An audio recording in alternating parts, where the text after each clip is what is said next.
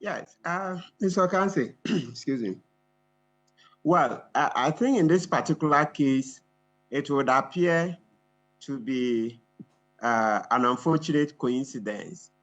I would say so because one, as you've even referred to, the special prosecutor commenced investigations into the Interministerial Committee on Illegal Mining, blah, blah, blah, in October. You see that the October letter the special prosecutor issued indicated clearly that the special prosecutor was looking into the allegations of corruption and other things. So, and then you see the news is out there that the special prosecutor, so I'm talking about the October 10th, 2022 letter, where it says, or is that the one you put on your screen? Yes, October 2022, yes. That's the one. Yeah, so you see in there, it says clearly that the dissolved Interministerial Committee on Illegal Mining, especially in respect of the seizure and management of excavators, machinery, road vehicles, and gold nuggets, then on and on.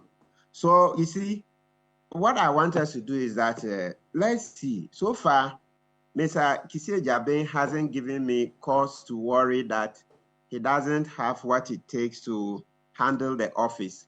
So I want to be a bit more circumspect. And even for him to have agreed to go on Joy FM very soon, in about an hour's time, it tells you that he has a robust defense. So I think that for now, like we are all doing, we will not rush to judgment. Yeah, we are basically asking questions. So maybe the lesson for Mr. Kissi Agyebeng is that because of the way we love Professor Frimpong-Boateng, the way he's been able to stand up to the president, and the way Kevin Taylor did the nation such a huge favor by leaking this document, Mr. Agyebeng has to be more media savvy on this particular issue, because you see that our love for Professor Frimpong-Boateng is huge. And it's because of what he's done, because the president was always pretending there's no corruption in his government. Everything was this peachy, rosy, you know, and all that. So for Frimpong-Boateng to come out and do this, he's really nailed the president. And so Mr. Kissi Agyebeng should realize, I know he's a law enforcer, so a law enforcement this is an agency, so he may say, look, he's not into politics, he's doing his work, you know, as it should be done. But, you know, we can't run away from the fact that, yes, the law also lives within a political society. So the politics can be very huge. So that's the thing that we'll ask Mr. Kissi Agyebeng to maybe pay attention to, so that he will be quick to issue a media statement as soon as we start. Because what can happen is that we can start a whole media storm based on misinformation. Based on misinformation, because you see, from what we're saying, you see now, right now, we are asking so many questions. Everybody is concerned because it's appearing as if the powers that be are trying to fight this Professor Frimpong-Boateng. But it may well be that it is just what it is, as the special prosecutor put it out there, that he started investigations in October. Then let's also get something clear. They are also saying that they invited him as a suspect to come and talk about the October invitation.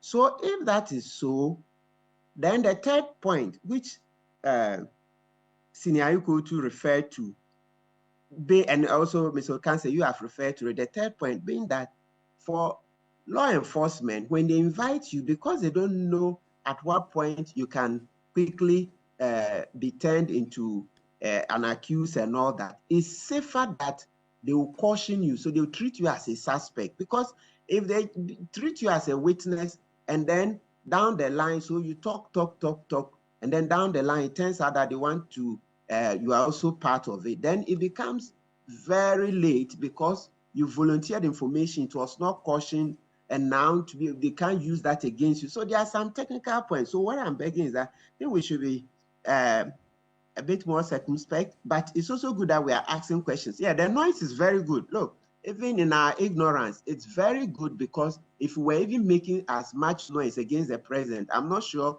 this Galamsey debacle that we are suffering would have occurred. From day one, the honeymoon we gave President Kufuor was too long. If we had started making that much noise, we left it to Bernard Ave to do this Galamsey fight. Then later, this engineer Ken Ashigbe came in with the media coalition and all that. Lots of us were still doing a honeymoon, giving the president a honeymoon, and then you see we all fell into trouble.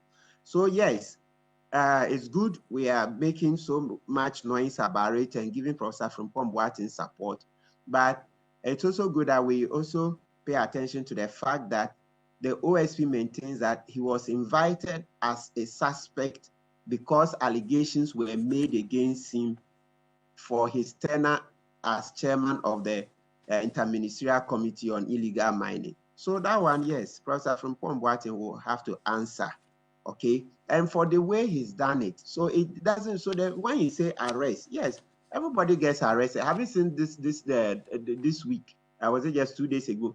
Donald Trump has been indicted again for a second set of offenses. The documents he took from,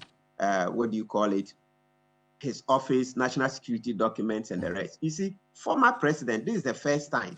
Yet, you see, the first one, they did it, they arrested him, New York court, all that. Now he has a second set of charges against him for the national security documents he took away to Mar-a-Lago and all that, his home, right? Yeah, so for me, I think, yes, not much has been lost.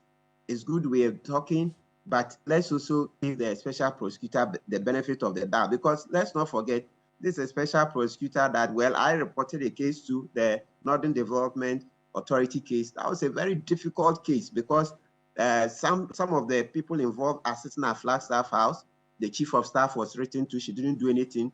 Baumia saw the letter, didn't do anything. When Dr. Namzoya complained, Clara Napagatia, she approved the payments that were going to lose money and all that. And yet, Mr. Kissi Agyebeng was able to take that case to this trial. So I have huge confidence in him. But as I said, yes, we'll not pamper him. Let the questions continue. But Mr. Kissi Agyebeng will also help by putting his PR, PR segment on a very proactive, mode, extremely proactive, so that in case anything is coming that can generate a storm in a teacup, then quickly they put out all the information, right? So the thing is that, and also, have we seen Professor Frimpong-Boateng's lawyers? You see, he went with lawyers, right? Yes. So maybe the lawyers should also come out, at least in the interim. Professor Frimpong-Boateng said in a statement that he was told that they were investigating corruption.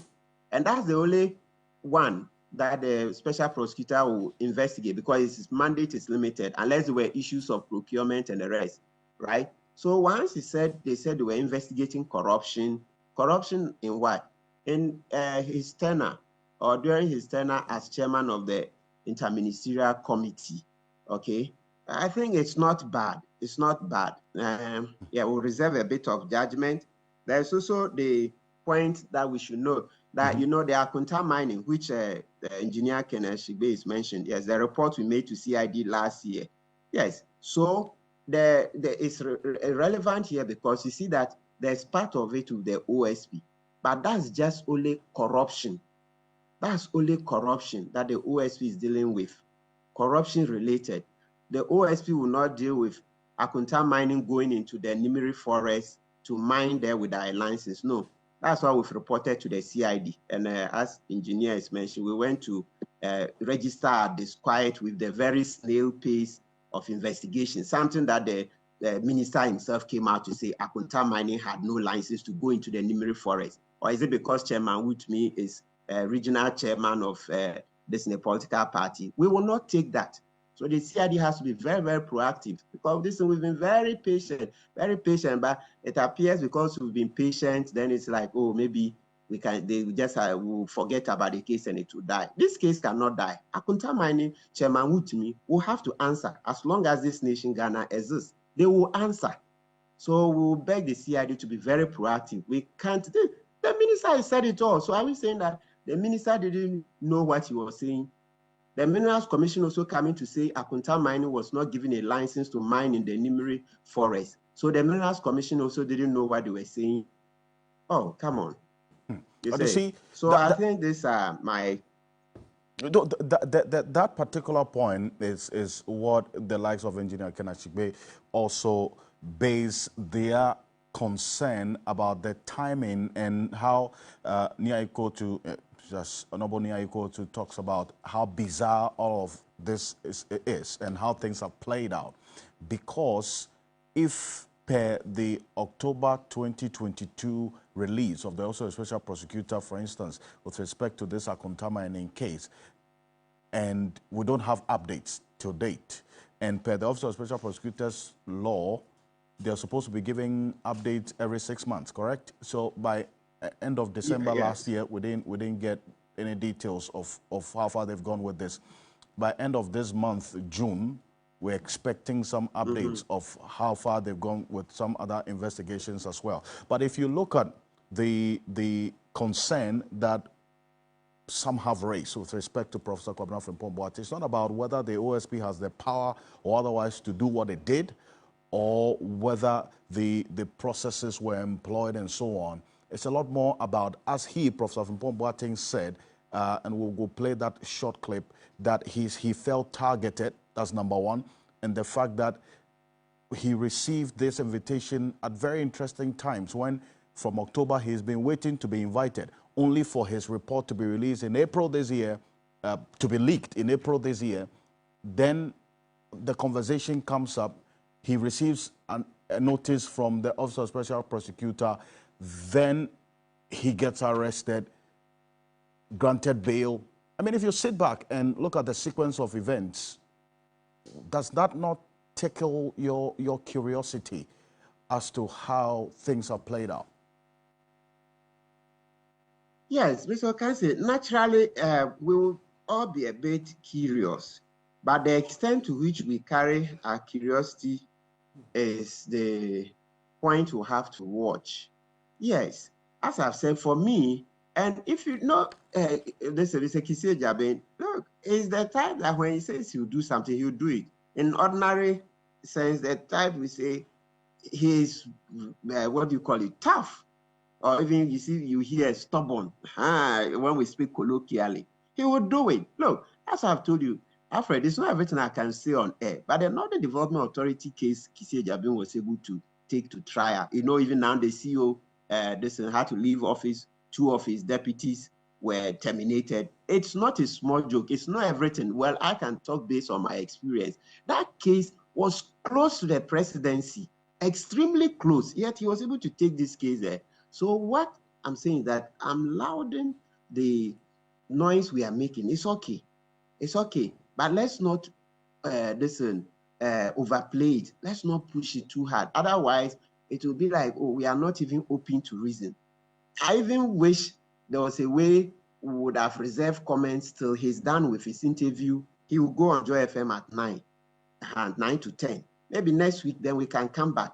So for now, let's give him support, because Alfred, trust me, for now, that case, the way people very close to the president, I told you a letter that was written to the, what do you, I mean, you see, I was going to say who born dog, or what do you mean? Sometimes let's speak the way we speak colloquially so that you understand. Look at it to Mr. Kissi.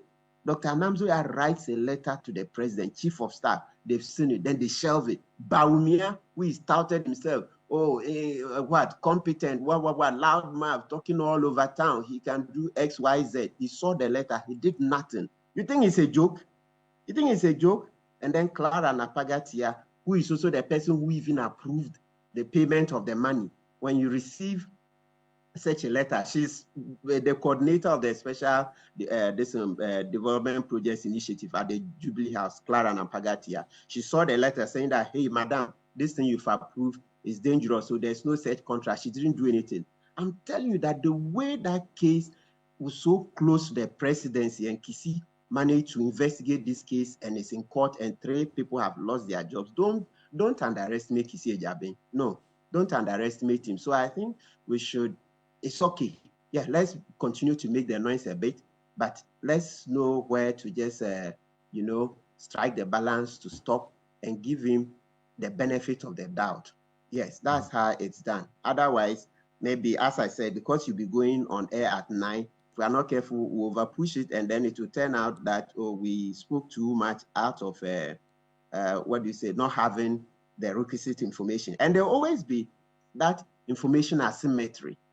And that's why I asked earlier on that we'll beg Mr. Kissi Agyebeng that for this very sensitive political case, his PR department should be extremely proactive, nosing social media for any possible storms. Then they'll bring out information so that we don't spend all our energies analyzing the case with wrong facts, only for it to turn out that it's the other way.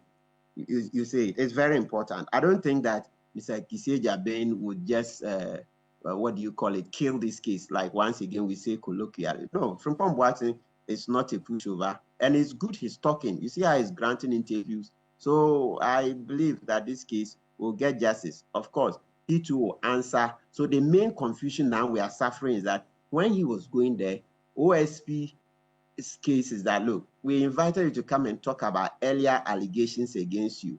But somehow, I think because of the communication from Professor Frimpong-Boateng, we thought he was going to elucidate. He was going to give more information about his report. But quite clearly now, Frimpong-Boateng was not invited to come and talk primarily about his report. No, he was to come and answer for prior allegations against him. It's all right. Those are allegations. Let them stay. Look, you know, let me tell you from my bias, what he's done alone, his report, and that type that, and it's even allowed in prosecution because of what he's done in his report. Look, it's allowed in prosecution that they can say that, look, the early allegations against him, they will not prosecute, but because of the way he's volunteered information against so many people, X, Y, Z, he'll be used as a prosecution witness. Yes, so let's let the system run its course a bit. Yes. We'll see, and I'll come back to you on it, but I want us to take a look at this. Professor Kwabena Frimpong-Boateng giving some indication of why all of this for him feels like a specific or deliberate targeting. Take a look. Raise about the timing of all of this, because the office was dissolved 2 years ago. 2 years ago, and all these things are happening now. I don't know what is the mind of people. I wish I knew. But these are not normal times. But you're ready for anything that comes up? Yes. Yeah. I'm trained to solve difficult questions. Meet difficult challenges, and I've gone through a lot and done a lot for this country. And if these are the things that are bearing on our survival as a nation, let it be. If these are the problems that will, if going through this will provide all the answers for the problems we are facing in this country, let it be so.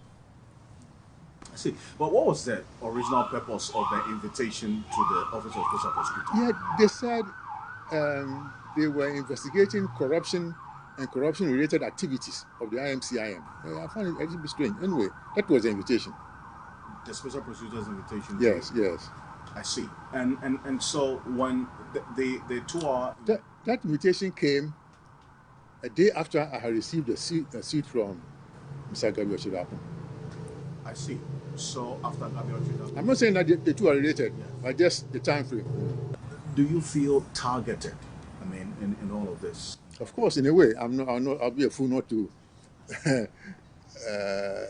feel that way, that the party allied, the government are serving, and so on,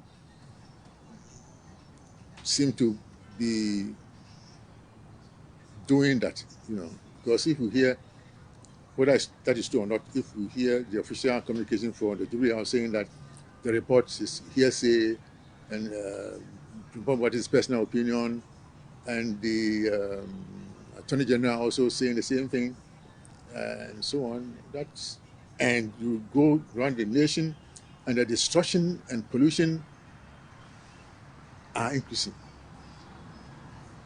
then it's starting.